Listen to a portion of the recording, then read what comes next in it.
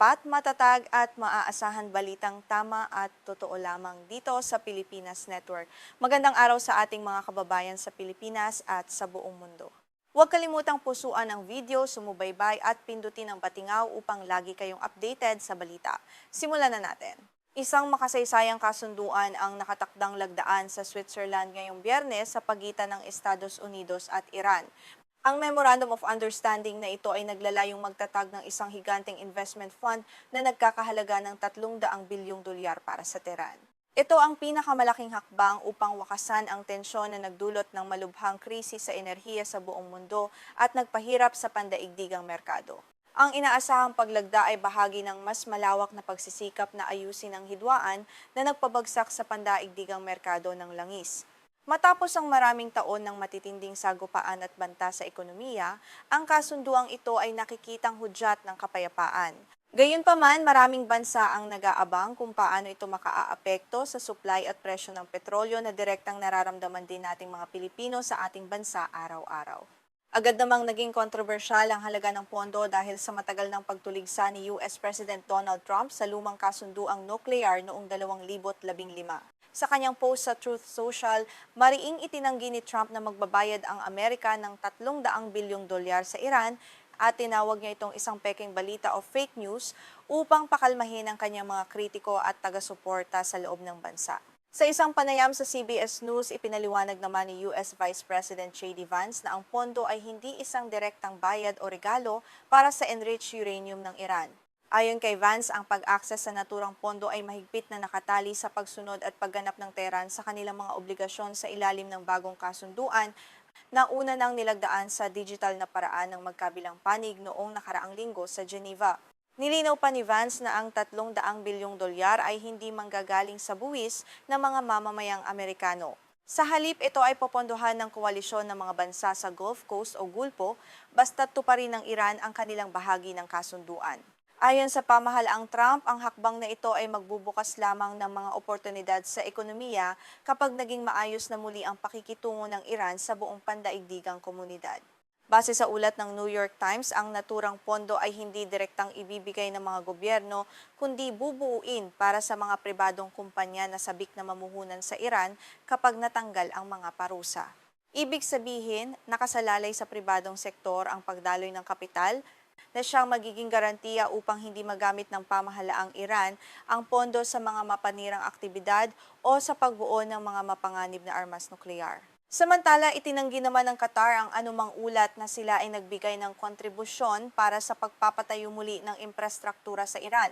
Sa isang pahayag, sinabi ng tagapagsalita ng Foreign Ministry ng Qatar na si Majed Al-Ansari na hindi sila maaaring magkomento sa eksaktong halaga ng pondo, ngunit nananatili silang bukas sa pagsuporta sa lahat ng diplomatikong hakbang upang mapanatili ang kapayapaan sa gitnang silangan. Ayon naman kay Muhannad Selom, isang eksperto mula sa Middle East Council on Global Affairs, ang estratehiyang ito ay isang sitwasyon kung saan walang talo ang Washington. Kung magbago ang Iran, mapapasa kanila ang kredito ng kapayapaan. Ngunit kung mabigo ito, walang mawawala sa Estados Unidos dahil ang mga bansa sa Gulpo ang papasan sa lahat ng panganib sa pananalapi na kaakibat ng malaking pamumuhunan na ito sa Tehran. Isa pa sa mga pangunahing issue ay ang mga nakapondong ari-arian ng Iran na kasalukuyang naka-freeze sa iba't ibang bansa dahil sa mga nakaraang parusa. Tinatayang umaabot sa mahigit 100 bilyong dolyar ang kabuuang halaga nito. Ang ekonomiya ng Iran ay dumanas ng matinding pagbagsak matapos patawan ng parusa ng Amerika at ng United Nations dahil sa kanilang kontrobersyal na programa sa nuklear at mga ballistic missile. May mga ulat mula sa ahensya ng balita sa Iran na nagsasabing bahagi ng kasunduan ang pagpapalaya sa 24 na bilyong dolyar ng kanilang mga ari-arian. Gayunpaman, nang tanungin ng CBS News si J.D. Vance tungkol dito, mariin niyang sinabi na ang naturang halaga ay hindi makikita sa anumang dokumento o teksto na napag-usapan. Tahasan niyang itinanggi na may ganoong kasunduan ukol sa agarang paglabas ng malaking halaga. Idinagdag pa ng Vice Presidente ng Estados Unidos na bagaman bukas sila sa pag-uusap tungkol sa pag-unfreeze ng mga asset, ang mas malaking gantimpala para sa Iran ay ang pag-alis ng mga parusang pang-ekonomiya. Ngunit mangyayari lamang ito kung magpapakita ang Tehran ng pangmatagalang commitment sa paghinto ng kanilang programang nuklear na siyang naging mitsa ng hidwaan sa pagitan ng dalawang bansa sa mahabang panahon. Para sa Iran, ang kasunduang ito ay tinitingnan bilang isang mahalagang linya ng buhay o lifeline.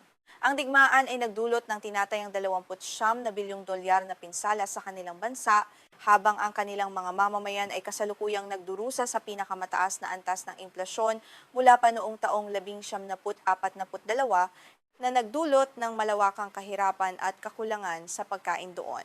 Sa kabila nito, may tinatawag na dignidad na usapin para sa Tehran. Ayon sa mga analyst, hindi magiging maganda ang dating nito sa mga konserbatibong lider sa Iran dahil parang lumalabas na ang pondo ay kontrolado at may mga kondisyon sa halip na isang malayang tulong pang-ekonomiya. Pakiramdam ng marami sa kanila ay sumasailalim sila sa dikta ng dayuhang kapangyarihan kapalit ng kanilang sariling soberanya at karangalan. Bukod sa usaping pinansyal, marami pang mabibigat na paksa ang tatalakayin sa susunod na 60 araw ng ceasefire o tigil putukan. Kabilang dito ang pagtatapon ng mahigit 440 kilo ng enriched uranium na hawak ng Iran. Nangako ang Tehran na isusuko ang kanilang stock at papayag sa mga regular na inspeksyon, ngunit marami pa ring sektor sa kanluran ang nag-aalinlangan kung tutupad nga sila rito.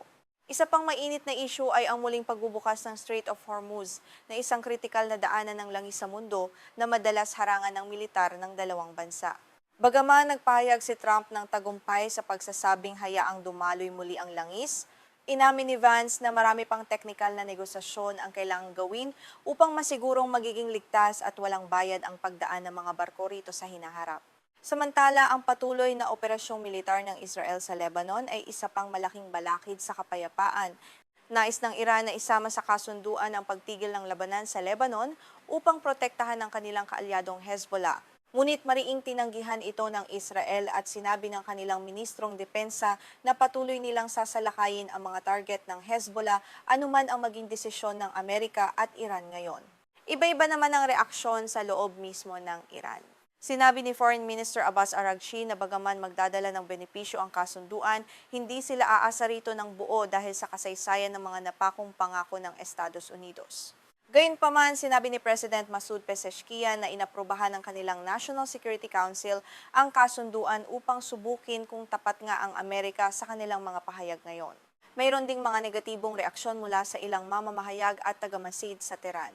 Binatikos nila ang tiyempo ng anunsyo na tumapat pa sa kaarawan ni Donald Trump. Para sa kanila, ang pagpirma sa kasunduan sa ganitong petsa ay tila isang regalo sa taong nag-utos ng pagpatay sa kanilang dating pinuno na nagdulot ng matinding galit sa mga konserbatibong mamamayan na ayaw sa anumang pakikipagkasundo sa panig ng Washington. Sa kabilang banda, positibo naman ang naging pagtanggap ng ilang pandaigdigang leader sa G7 Summit sa France. Inilarawan ni Trump ang kasunduan bilang patas at mabuti na sisigurong hindi makakakuha ng sandatang nuklear ang Iran. Sinuportahan din ito ng Emir ng Qatar na si Sheikh Tamim bin Hamad Al Thani na nagsabing ang hakbang na ito ay magdadala ng magandang simula at katatagan sa buong rehiyon ng Gitnang Silangan ngayon. Sa Amerika, hiniling ng mga mambabatas mula sa Partidong Demokratiko na maging transparent at isapubliko ang buong detalye ng kasunduan upang masigurong ito ay matatag at mapagkakatiwalaan. Habang ang ilang Republikano naman ay nag-aalala sa magkaibang interpretasyon ng dalawang bansa. Ayon sa mga eksperto, tila magkaiba ang ibinebentang bersyon ng tagumpay ng bawat panig para sa kanilang sariling mga mamamayan doon.